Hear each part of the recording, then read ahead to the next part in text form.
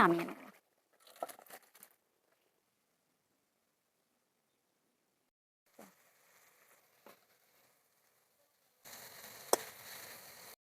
নমস্কার, সুজাতার রন্ধনশালায় আপনাদের সকলকে অনেক অনেক স্বাগত জানিয়ে আজকের একটি নতুন ভিডিও নিয়ে চলে এসেছি।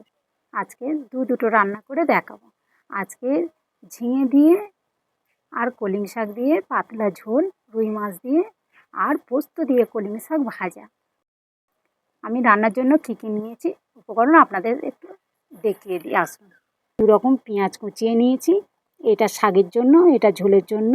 লঙ্কা কুচি নিয়েছি, 5 ফোড়ন চালা করে নিয়েছি, আর নিয়েছি ঝোলের জন্য আদা কাঁচা লঙ্কা বাটা, জিরে বাটা, শাকের জন্য পোস্ত, আর নিয়েছি ঝিঙে আলু মাছের ঝোলের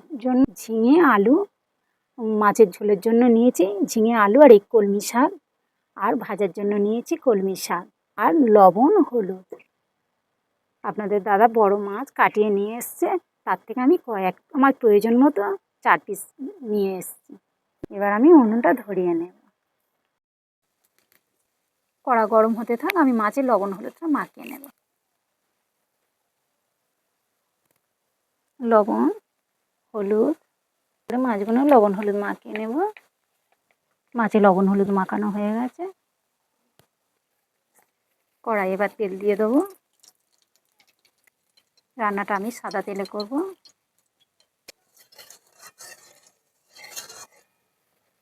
সামান্য লবণ দিয়ে দেবো গরম তেলে। মাছগুলো যাতে না কড়ার গায়ে লেগে যায়, ওই জন্য একটু লবণ দিয়ে দিয়েছি। ঠিক আছে, তেলে থেকে ধোঁয়া উঠছে। এবার মাছগুলো দিয়ে দেবো।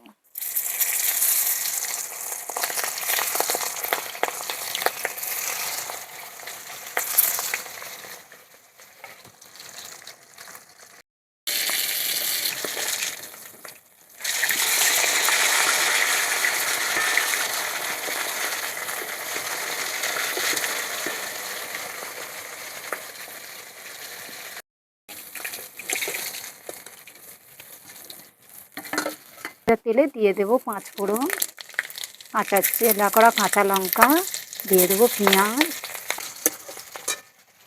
আলুগুলো দিয়ে দেবো।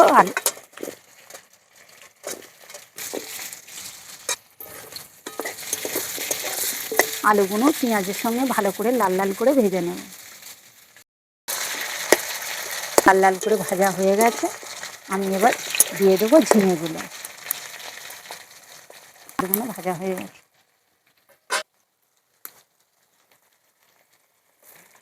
এগুলো আমাদের চাষের ঝিঙে, সবে অল্প অল্প উঠছে।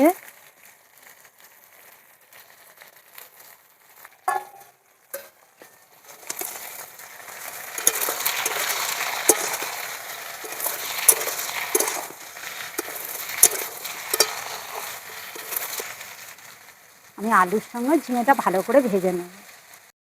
আলুর সাথে ঝিঙেও ভালো করে ভেজে নিয়েছি। দিয়ে দেবো এবার কলমি শাকগুলো। দারুণ একটা স্বাস্থ্যকর ঝোল হবে। ঝোলটা খুবই স্বাদ, খেতেও ভালো লাগে এরকম করে। ঝিঙে কলমি শাক আলু ভালো করে আমার ভাজা হয়ে গেছে। আমি এবার দিয়ে দেবো লবণ হলুদ। আমি লবণ হলুদটা আগে দিইনি, দিলে ঝিঙে থেকে এত জল বেরিয়ে যেত, আমি ভালো করে ভাজতে পারতাম না। পরিমাণ মতো লবণ আর হলুদ।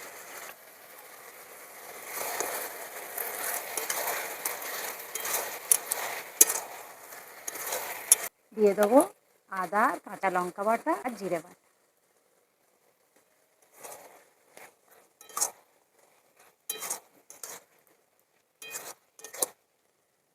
আমার সব কিছু ভালো করে ভাজা হয়ে গেছে, আমি এবার জল দিয়ে দেবো।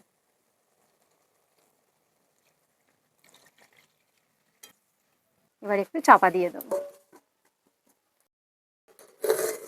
ঝোল ফুটে উঠেছে, আলু দিয়ে দেবো, ভেজে রাখা মাছ।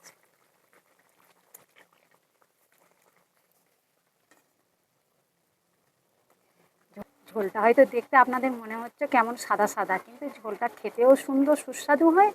আর এই যে ঝোলটা খাওয়াও খুব উপকার। এত বৃষ্টি হচ্ছে, গরম কি কাটছে? কাটছে না। তাই শরীর ঠান্ডা করার জন্য এই রকম ঝোল স্বাস্থ্যের পক্ষে খুবই উপকারী খাওয়া। মাঝে মধ্যে অনেক তো রিচ আমাদের খাওয়া হয়, মাঝে মধ্যে এই রকম ঝোল খাওয়া খুবই ভালো। নামিয়ে নেব।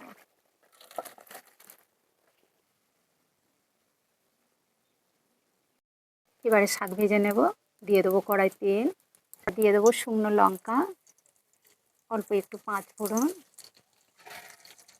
পাঁচ ফোড়নটা একটু ভাজা ভাজা হয়ে গেলে দিয়ে দেবো কুচনো পেঁয়াজ। শাকটা একেবারে অন্যরকম করে ভাজছি, এইরকম করে ভাজলে খেতে ভালো লাগে। আজ আমার ভালো লাল লাল ভাজা হয়ে গেছে, এবার দিয়ে দেবো শাকগুলো।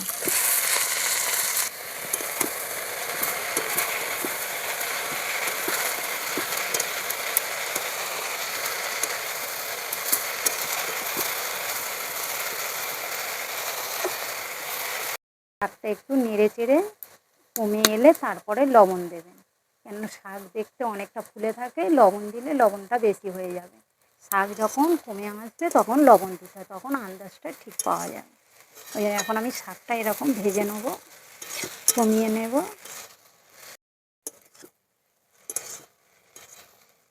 শাক অনেক কমে এসছে, এবার দিয়ে দেবো লবণ হলুদ, দিয়ে দেবো লবণ অল্প একটু, একটু হলুদ,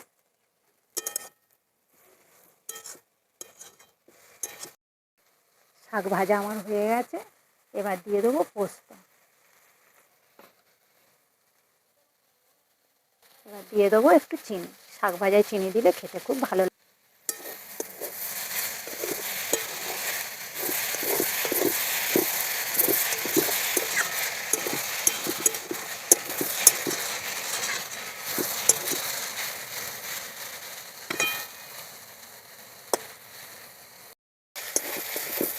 ভাজা হয়ে গেছে, আমি এবার নামিয়ে নেব।